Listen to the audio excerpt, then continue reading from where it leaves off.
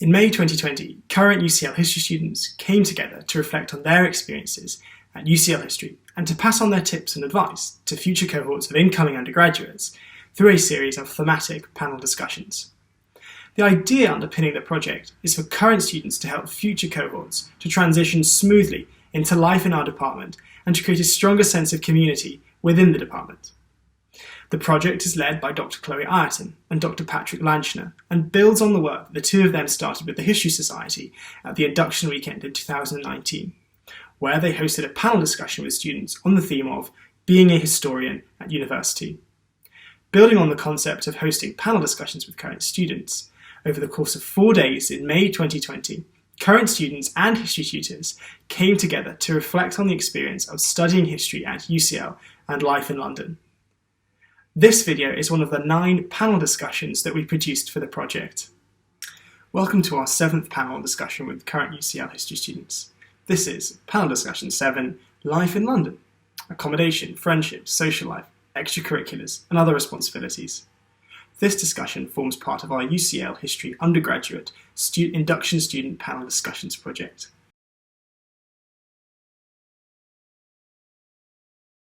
Hi, my name is Jade Burroughes. I'm a third year history student here at UCL and I'm co-convener of this project alongside Chloe. My particular research interests are situated in gender history in modern Germany, particularly sexual violence in the Holocaust. I will be pursuing these interests further as of October at the University of Oxford, where I'll be doing a Masters in Modern European History, and I am also the current UCL History Society President.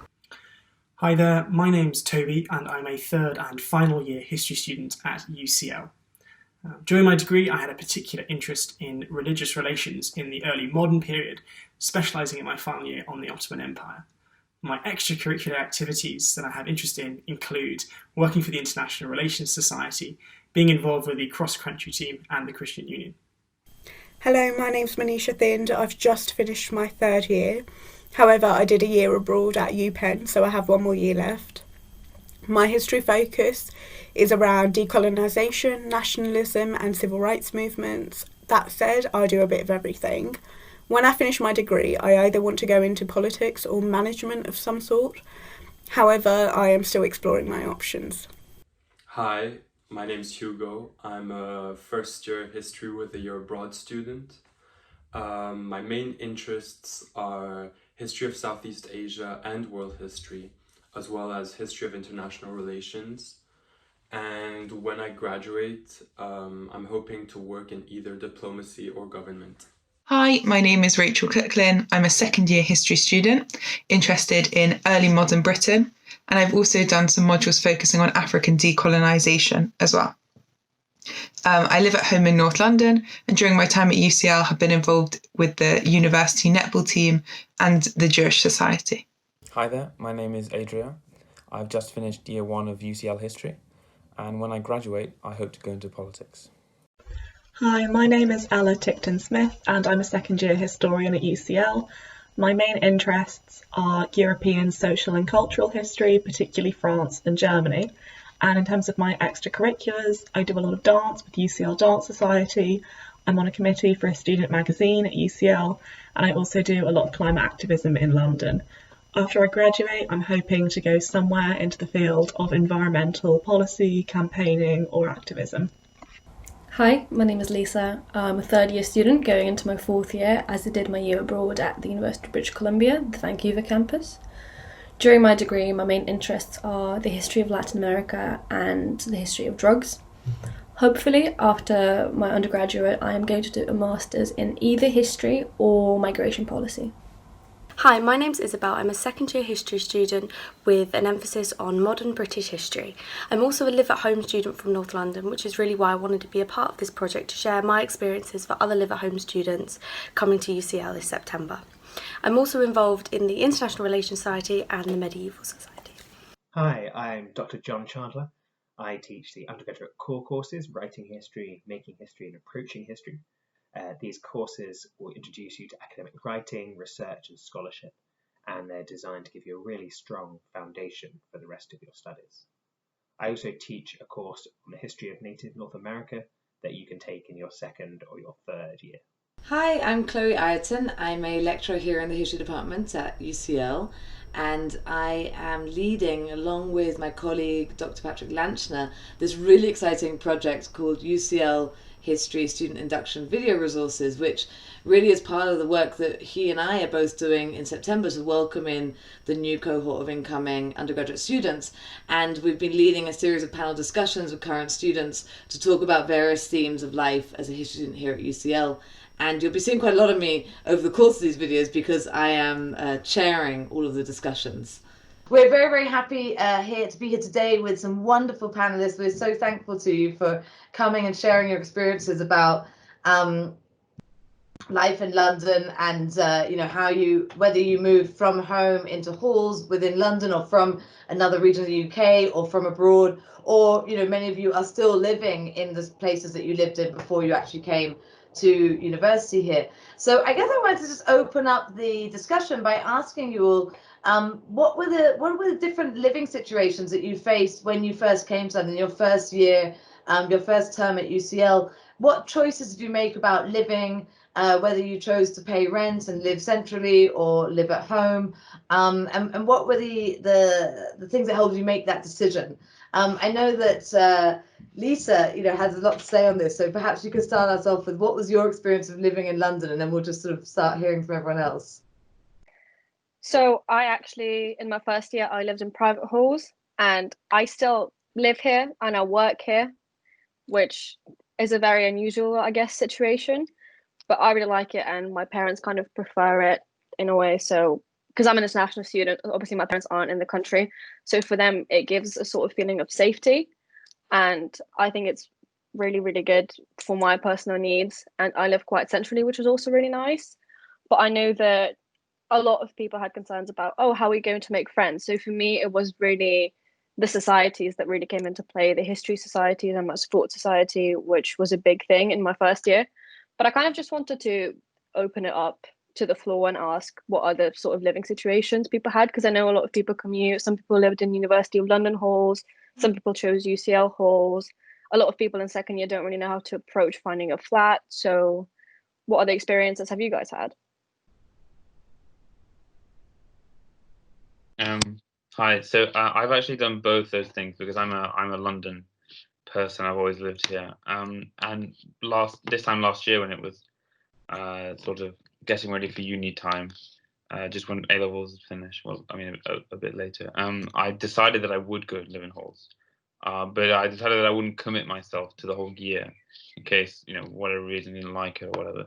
So and the main reason I did choose to live in halls was so that I can meet people basically, and that turned out to be really cool because I had to say 90% of my friendship circle that I made this year was from that accommodation in Camden. And then after Christmas, I moved back home, and obviously the lifestyle changed. I wasn't able to, for example, go out on weekdays unless, say, I arranged it in advance that I could stay at a friend's, crush on his air mattress or something. If I was lucky enough, if not just on the floor. But your lifestyle changes, but my friends are still very much the same. So I would advise anyone who is a London person who is deliberating between moving out and not moving out. If you don't know, if you really just can't decide, if you go to UCL accommodation, there is the option of leaving after Christmas. So you're not in a yearly bound contract. That's something I would advise. Similarly here, I'm from North London, so I stayed at home for living because I live about 15 minutes away on the tube, and I know people that live further away from UCL than I do, and they live in halls. Something I would say is, just to kind of disagree a little bit, is I got a lot of kind of stigma when I came that people were like, well, you're not going to meet anyone, you're not going to be friends with anybody, you're going to come in, go to your lessons and leave again. And like I say, yeah, I have done that, but that was like when I had serious deadlines, I couldn't hang around. But you can meet people. Like I know I went to university with one of my friends from school, and she lived in halls for a bit. And actually, but people that we actually met through the History Society and through things like the Cumberland Lodge trip in the first week of uni. And it was like, so you do meet people outside of that, and like halls isn't everything. Because I think I went into university believing that I was going to be singled out because I didn't live in halls. So therefore I was like this weird little London person who didn't live in halls and wasn't going to have friends or wasn't going to have these amazing like party nights and things like that. But I don't think that is true. I think, yeah, you have to think about things a little more and kind of dedicate yourself to sometimes being at university. Like, I know I try really hard not to go in for my lecture and leave. I'll go to the library, I'll meet up with people even for lunch and then go to the library with them, or things like that. Or if I'm going on a night out, you just have to figure it out a little bit more. But it doesn't, you have a different experience, but there is no one university experience that, you know, it's not one size fits all. And actually, if your experience does differ, that doesn't mean it's less or someone else's is better. It just means it's different. And you just have to make your experience work for you and do what is best for you rather than what other people think you should do. Also linked to that, I also found that people assumed it wasn't like my choice to stay at home, it was just how it worked out, when actually that wasn't the case. And also at the beginning of university, there were a few living at home socials, like within the history department, which I found really good to meet friends. And just, it may take more thinking in terms of, I know I definitely work out like what time to commute in so I don't pay peak tube prices, but the money that I spend on traveling zones 1 to 5 every day, I definitely save because I'm not paying the rent that I would. So there's pros and cons to every living situation. I think it's just making sure that wherever you are, you're putting yourself out there and doing what's best for you. Yeah, as Isabel was saying, UCL History Society is a really, really good chance to meet other people in the course, whether you live at home or whether you live in halls at uni. So as this year's president, I can vouch for how effective it is. So we run like a whole range of events. There's academic events, there's social events, and not all of them are like evening based either. I think that's a big fear for a lot of people that live at home, like they don't want to be commuting back really late. But we do stuff, especially during the latter months of the year. We do like picnics, or we do like meetups as a group. We've done film screenings before, and even our evening events, which are usually either our social events, so like we do pub crawls, or academic talks. They don't finish ridiculously late, so it's feasible for you to come even if you need to commute back home. And as someone was just saying as well, the likelihood of you knowing someone in halls who you can just crash around their house if needs be is quite high. So yeah, it's not as isolating as it might like first seem to be.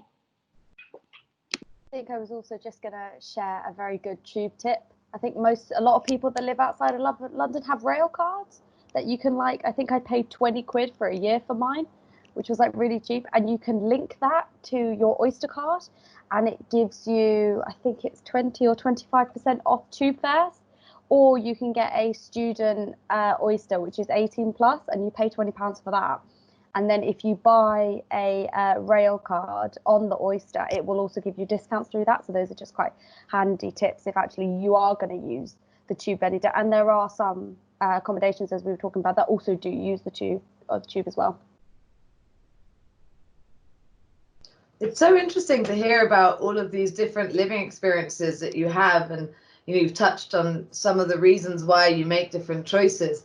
But one of the things that really struck me, and I don't know if you agree, Lisa, but earlier in our discussions in the morning, what really came up when we were talking about life, like where you live, was the notion of culture shock, right? That if you move into a private halls of residence, there's going to be an element of culture. You've never done this before.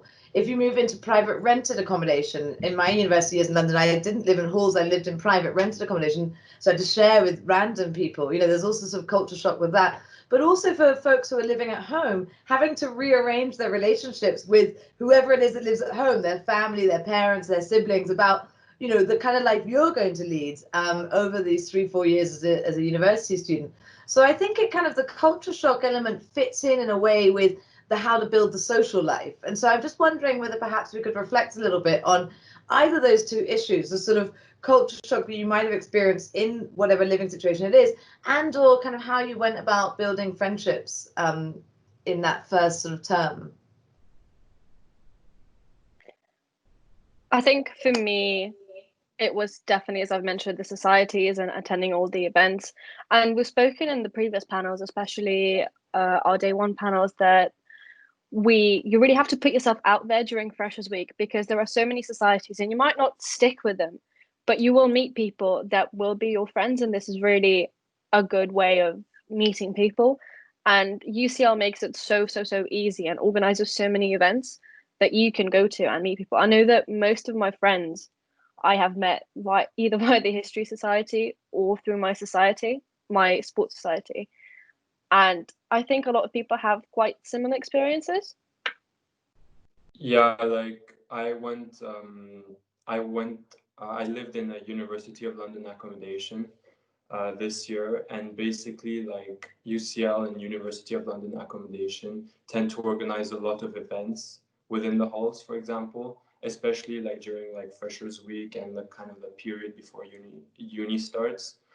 So I would really like stress the fact that like freshers and like first years should really attend all of these events, because it's a really great opportunity to meet new people, and just kind of like try to find your crowd. And it's like also like a way of like building a support group around yourself, which can be quite good when you like arrive in a new city and you're kind of living by yourself. I think something we were talking about a bit earlier as well was kind of, other than your transition modules, writing, making, and approaching, you are mixed with the other years in some modules, like survey courses. And something I've definitely found as a second year is talking to first years and stuff, and actually by building friendships with them. They're someone that you can talk to as well. So even do talk to the older years, because they're probably feeling the exact same stress as you are about that module, and they can be like a really good, useful resource on essay tips and things like that, because sometimes it is hard to go to lectures and things like that. And it's also someone to ask advice on. Like, I know for a lot of my friends, they really struggled finding housing at the end of year one, and this constantly felt like almost like an albatross around their neck. And so it's such a great way to even just have a channel with someone that has been where you are and is actually a year ahead and has done it all. So that's a really good tip. I think to kind of merge the oyster tip from Isabel and the fact that we've been talking about societies, it's quite important to mention the budgeting that we spoke previously about, because living in London, you do need to keep track of your money, and some of the societies can be quite expensive, and I know that it can be quite a lot. So I think maybe looking at what you can do is also quite useful. I think add on to that point as well, it's like everybody has this very clear image of university being like loads of clubbing and loads of going out. Clubbing in London is really expensive, and it's not like other university towns where the whole nightlife is for students. It's very much in the fact that kind of, if you go on a student night, that it's cheaper, but these are clubs that they're not dedicated for the student population. And so it sometimes is about saying, well, I can go out this night, but I can't go out, 3 nights in a row or something, which sometimes people assume happens. On top of deadlines as well, that doesn't happen. But it is about looking at your social life and assessing what you can afford. And kind of, I know for, twice a year we have balls and things like that, and they are more expensive, but they're really worth it. And sometimes it is thinking about, wait, so I won't go to this, but I can go to this. And it is all about budgeting and considering what you can afford and what you can't. And kind of sometimes, again, building your own experience and doing what is best for you. I also think there's a lot of this image of like a university life that we keep talking about that doesn't actually exist, that everyone goes clubbing, or that's also not the case. There's all this social that isn't clubbing. And also a huge perk of university in London is that the university isn't the only thing going on in the city. It's not like a rural university town where the university is the town and other industries built up around it or things like that. there's so much opportunity to get involved beyond university in the area you're living, your halls, or just in the city, literally anywhere, because there's such a vast population. I think as well, like London's such a good place to kind of explore interests that you like sort of outside of like clubbing as a social thing. And like one of the reasons that I came to London for uni is because I really enjoy dance. And like a lot of people don't realise that you can go to places like the Royal Opera House for like £8 as a student, and like you can get such good discounts. And like sometimes if I'm really stressed, I'll just like want to go to like an exhibition that's like discounted for students, or like go to like a museum. And like particularly for history, there's so many good exhibitions. And sometimes it's just so much more fun doing something like that where you're like it's working like into your budget because it's not like as expensive as going out, but it's something interesting you can go with a friend. And I think that's probably one of my favourite things about London. Yeah, there are like loads of free things that you can do. So like obviously all the museums and whatnot, but there's also things like late nights at Christie's where you can go there and it's like relatively cheap, or I think it's free entry. And then like if you want to buy drinks or something, it's very cheap. In terms of like going out with friends, in terms of like nightlife, it can be very cheap if you get some app like Dusk. There's an app called Dusk and an app called Embargo, and you can get like free cocktails, and there's sort of free entrance vouchers to certain things, so that might be quite interesting to look at. So I would just recommend taking advantage of being a student and just downloading loads of apps and like finding loads of like deals online.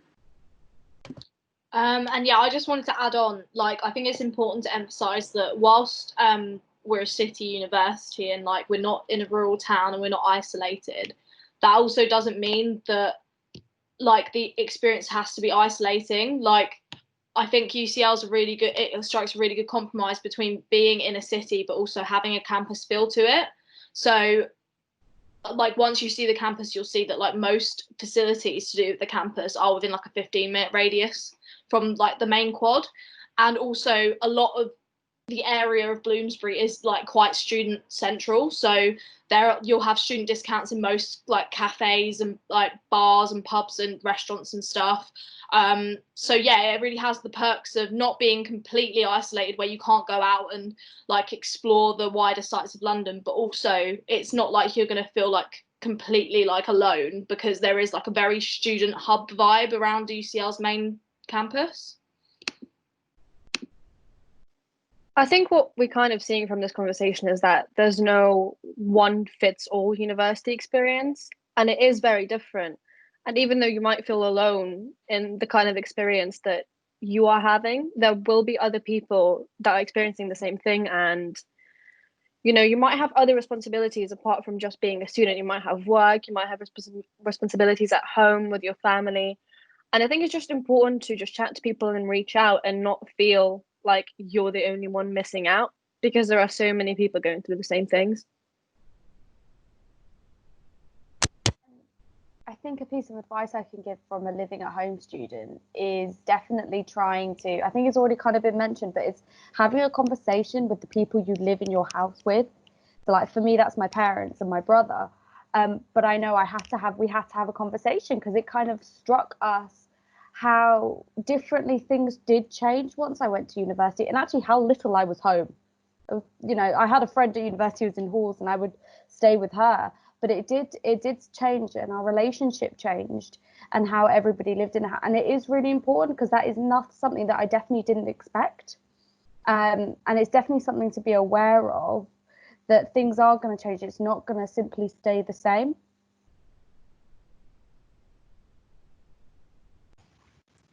I just wanted to ask Lisa and Hugo, as international students, how you found the process of moving to London and kind of settling in.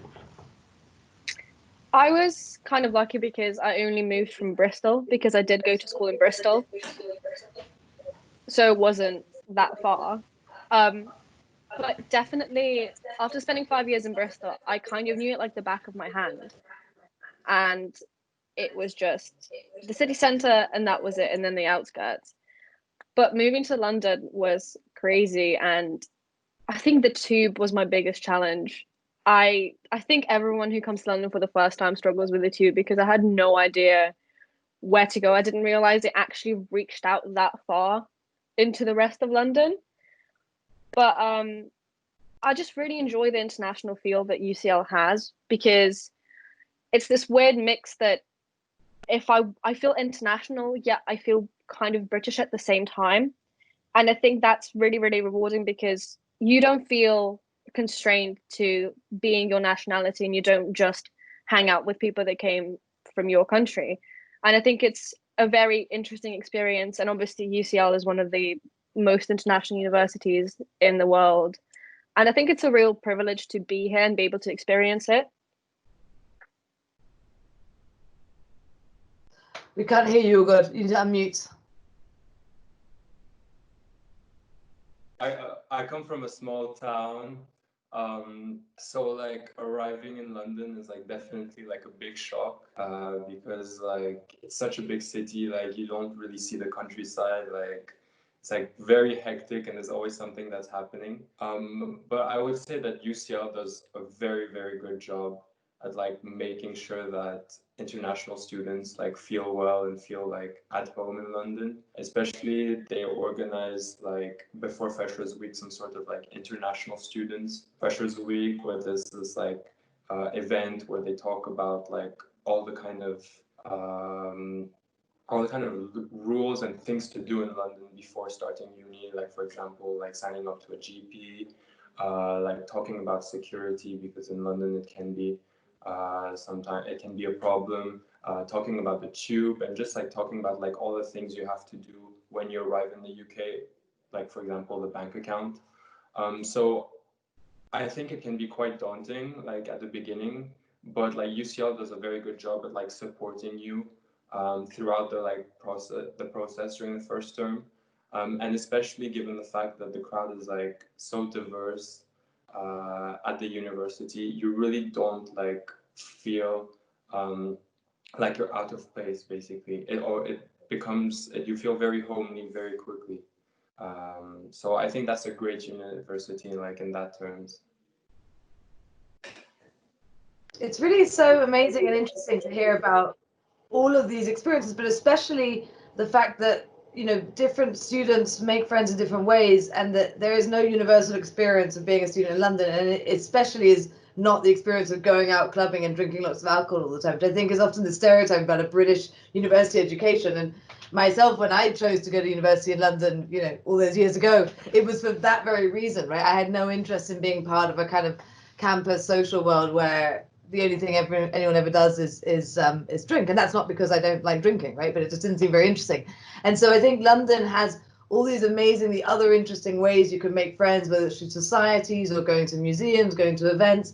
And it's really heartening to hear about some of you making friends through those kind of day trips, right? You know, let's go to the British Museum together and do this thing, or go for a walk on South Bank, or whatever it might be, or joining a society that isn't really to do with drinking and clubbing, while other people are also doing that. And I think that's what's so wonderful about London. It's this big umbrella where everyone fits in, and also where, you know, you can go out and experiment in terms of identity, interests, passions. There's so many different things you can join within the university or further afield to sort of get a sense of how you want to define yourself, what are the things you enjoy doing post school. And so I'd be really interested to hear a little bit more about that experience and kind of finding your people, or finding different umbrellas of people who you know have made friends with over the course of this year, and what London as a city specifically has brought to that.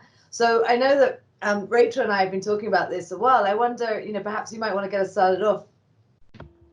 So a few people recommended that I go to my faith society and try and make a few friends.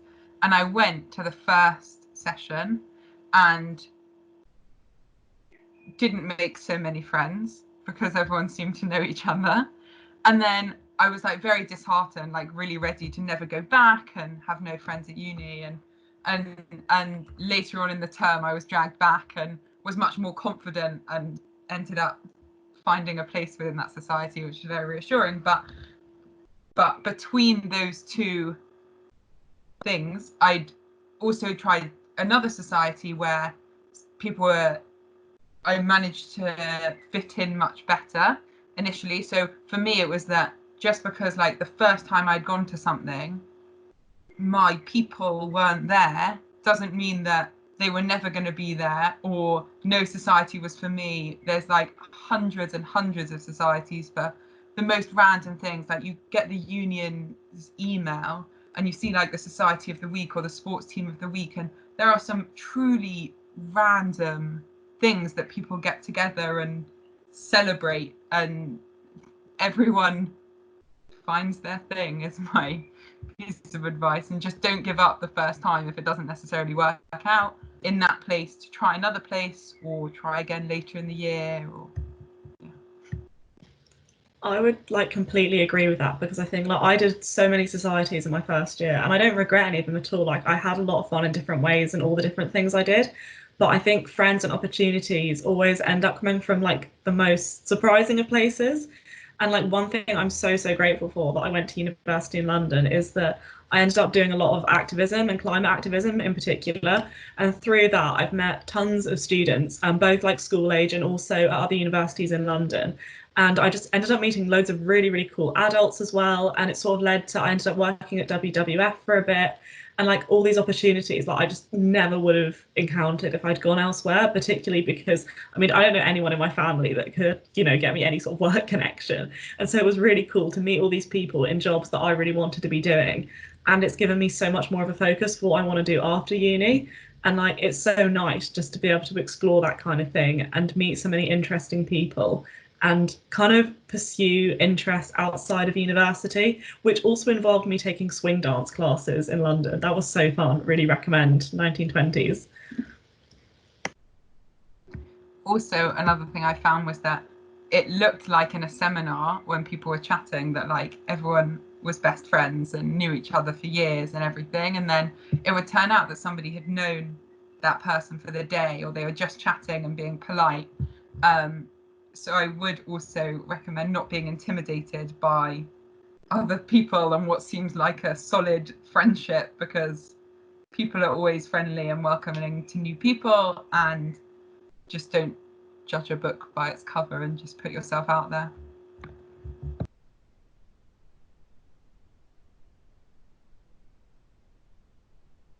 It's so interesting to hear about how London is a city, and I guess it happens at all the major cities in the world. There's so much going on here, whether it is climate activism, politics, volunteering, all sorts of arts organizations, museums, things to do and get involved in a really serious way, which in smaller places might just be much harder. And I think a lot of students realize this halfway through their degree, and they think, oh, I wish I'd done more of that earlier on, and there's so many interesting people to meet in that side, and that not all of your friends or social life might come from university. I have tutees who have developed, they came into history because they love history, but they love arts and being an artist, and they just sort of clicked with all the artist groups, you know, student groups around London, and you know, that's what they want to be. That's where their social life is, and I just think it's brilliant, you know, that there's that sort of space and availability to do that. Isabel, what about for you? What's your experience been of London? I was just actually going to pick up something you said about volunteering, and I volunteer for a number of museums in London. So I do the Imperial War Museum and I do the London Transport Museum. And I know from experience of both, especially the IWM, is they're really keen to get especially young women as well as young men involved, because a lot of the volunteers tend to be retired men who like war and like planes. And so it's kind of the idea that you're always welcome to kind of look at your interests elsewhere. And I initially did it because I love history and I want to go into the museum sector, but it's so rewarding, especially when you can teach children about different things and even teach adults about things that they didn't know, and how welcoming the staff are, because they're so happy to see young people that want to pursue history as a career and even just want to do history in their spare time. So I definitely recommend that. And also they are willing to write references and write things for you for different job applications. So it's a really good thing to do. I really love that idea, and it kind of reminds me a lot of this notion of connecting with the city in which you live, and sort of actually developing these deep relationships in this city that we're inhabiting, whether for you it's 3 years or some of it might be for the rest of your lives, right? You have no idea kind of how long you're going to spend and invest here, and sort of going beyond that student experience to actually whether it's local community groups, activism, museums, volunteering, or even through the part-time work that we do. But sort of I think we are so privileged to be in a space where so much is going on in that sense. I wonder, just sort of wrapping up, if anybody has any other comments they'd pass on to the next generation about, settling into London life, any tips and advice, or things you wish you might have known. Jade, I know we've been talking about this for a while. Yeah, I just wanted to say that just speak to people. Like, it sounds really simple, but I feel like a lot of people are so reluctant to start conversations with people because they think that they're going to get rejected or it'll be awkward or embarrassing. And as someone was just saying, I found friends in literally the most unexpected places. Most of my friends were from the core courses in first year, where where you meet people that aren't necessarily on your individual modules. But I also met one of my closest friends in the doctor's surgery in Freshers Week when we were all signing up. And it was the weirdest experience. We were just standing there awkwardly, filling out these forms. There were literally like 50 people in this waiting room. And we both just sat next to each other. And he just turned to me and he was like, "Hi, how are you doing?" And we're still friends to this day. So that just goes to show you will meet people in the weirdest of places, but everyone's in the same boat and everyone's looking for a friend in the opening weeks of university and even beyond that. So I just think opening those conversations or being reciprocal to them when they do come about is such an important piece of advice, which I think I wish I had myself implemented more in Freshers Week. Yeah, I definitely agree. Like, when you meet people, like, no matter what point it is in your degree, just go for coffee with them, because that's basically how I make all my friends.